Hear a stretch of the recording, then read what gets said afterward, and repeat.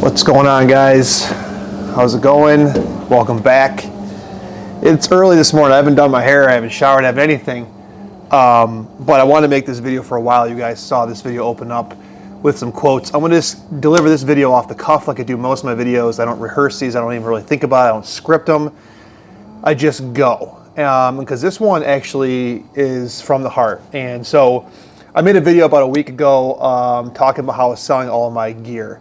And that's still up for sale. A lot of the bidding is going to end in the next day and a half. So if you don't want to buy it the eBay route, they are posted on Fred Miranda. Head over there. You can look for them there.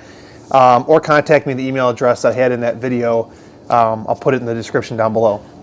Nonetheless, I've spent the last year to maybe 2 years, depending on what channel you guys came in at, talking about gear. And frankly speaking, ever since I was in photography and I got outside of just like thinking about how to make my images better, I started getting into this whole world of YouTube and this whole world of the DP review forums and all this. You know, if you guys are photographers, you guys know what I'm talking about. And once you start doing that, you start going down this path of all sorts of different things. IBIS, flip screen, size, sensor size, autofocus performance, glass, all the different stuff that people, you and I all love about gear. Gear acquisition syndrome is real. I've had so many cameras, I have a count somewhere. Maybe I'll put them up on the screen here as I'm talking to you guys.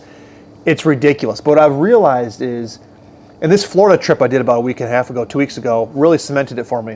What I realized is all that, even though I'm into that kind of thing, has robbed me of my desire, my enjoyment of capturing and making images. Now, something you guys got to know about me is back in the day, I was like into like Android phones and hacking them and rooting them and ROMing them and all that kind of stuff. If you know what that is, what's up? But nonetheless, I'm into tech. And so it's natural progression for me to get into all this stuff around backside stacked illuminated sensors and, you know, dual native ISO and ISO invariants, all the different stuff that you would understand or need to talk about when it comes to cameras.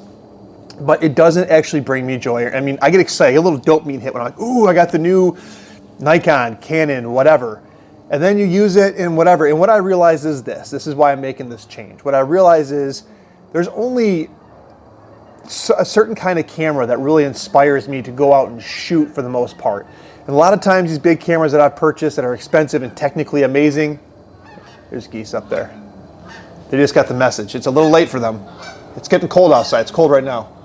Anyways, what I've realized is that when I bought those big cameras, they sit on my bookshelf 90% of the time because unless I'm going to do a specific photo shoot, like for senior portraits or a wedding or a sporting event, I don't bring them anywhere. And I miss 95% of my life. And that's not what I want photography. I want it to be able to document my life, my kids' life. I want to tell stories. That's what I want to be able to do. And so I end up always selling them. I end up having buyer's remorse every single time. And I sell them. I make a video for you guys. YouTube likes gear acquisition syndrome, and I make the video for you guys. And so nonetheless, I decided to sell them all and get into something I like. Now, before I tell you what I bought, and I'm kind of hyping this up, I don't mean to, it's not really that big of a deal, but you have to know a couple things, right? For me, I'm a romantic about cameras. I love build quality, I love feel, I love aesthetics. And for me, like for example, if you bought a Canon R5, Canon right now are making technically amazing cameras and lenses. They do nothing for me emotionally. I'm sorry to Canon lovers, they just don't. Nikon, I think, is making great cameras. I think the Nikon Z6 II is a fantastic camera. The S glass is amazing. It just doesn't do anything for me emotionally. Very capable. Sony, same thing, amazing cameras. This don't do anything for me emotionally. And you guys might think that's silly, but in reality, the camera in some ways got to talk to me and inspire me to speak a little bit.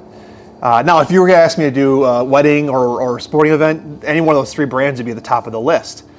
So for me, nonetheless, here's what I like. I'm really into the like high quality, and I notice I really have been drawn to the rangefinder style body cameras.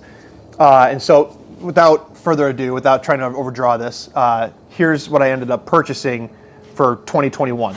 It is this guy right here.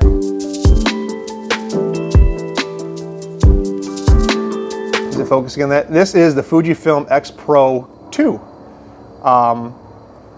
And I'll talk about why I got the 2 in a minute, but why this camera? Because I love the way it feels in my hand. I love the aesthetic that it has. I'm drawn to rangefinder style. I love Leicas. I've never shot one or used one, but I really am drawn to the look of those. And I do have a love affair with OVFs from my DSLR days. And so this kind of brings everything together. This has the OVF. It kind of has that rangefinder style body. It has that appearance. I pick it up and I want to shoot. And that's really, really important to me. When I picked up those bigger cameras, I didn't feel that way. I mean, they're very capable. I just felt like, big lens and big body with big grip. It felt cumbersome. I didn't like it. So I always end up selling them. So why did I get the X Pro 2 though instead of the X Pro 3? Well, two reasons, real simple. One is cost. This is half the cost of an X Pro 3. Two, it's the back screen.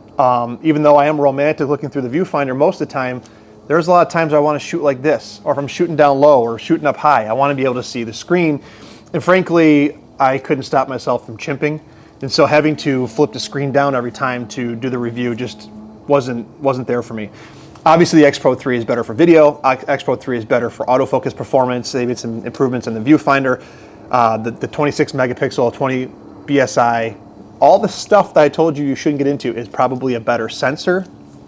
But when it comes to the end of the day, this camera outputs amazing images. I just shot, I'll put some pictures up. I just shot some family photos with this in the 35mm f1.4 lens over the weekend. No problems whatsoever. I had no doubts whatsoever at all. This has dual card slots, so if I get asked to shoot a wedding, it's a professional camera, all that stuff. And so that's why I picked this camera. Now, in terms of what I'll do the rest of the year, I'm shooting this video on a Sony ZV-1. I plan to use that for my video camera for the most part the rest of the year. There is one little caveat there. And in terms of cameras that I'll buy, anything else I buy, I don't see myself upgrading or changing any cameras on this channel unless I buy a Leica, which would require some big sum of money, a GFX 50R, again, both the rangefinder style, Fuji medium format would be amazing. Or if there's something like with an X100 line, but I don't really know if that would be enough to get me to change. So I think I'm gonna be sticking here for a long while on this one. I bought this one used off of MPB. It's in perfect mint condition. It works perfectly.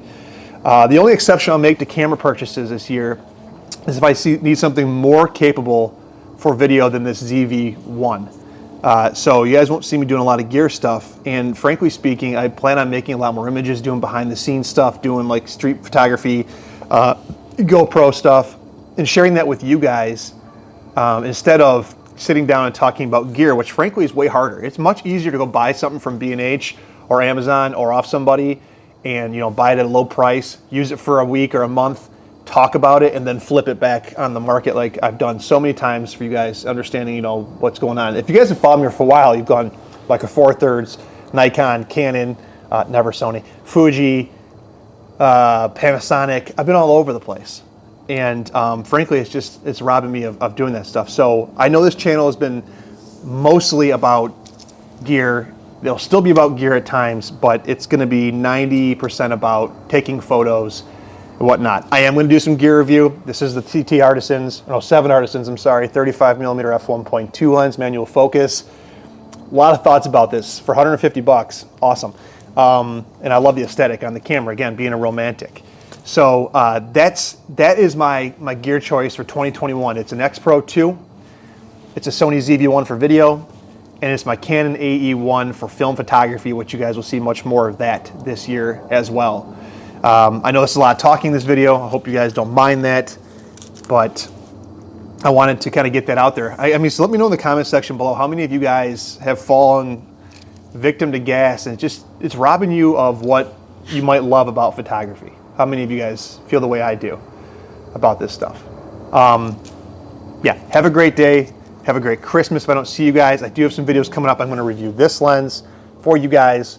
It's a gear review thing. I'm gonna shoot some more film in a minute. And yeah, I'm gonna behind the scenes stuff, more photography on this channel, more making photo books, more stories. That's what I'm gonna do on this channel this year. So for everyone that's been here, I appreciate you. If I see the subscriber count tank, I don't know what happened. But thanks so much. Have a great Christmas. I'll see you guys on the flip side. Peace. Oh boy, just knocked you right off of the just knocked you right off of this ledge right here.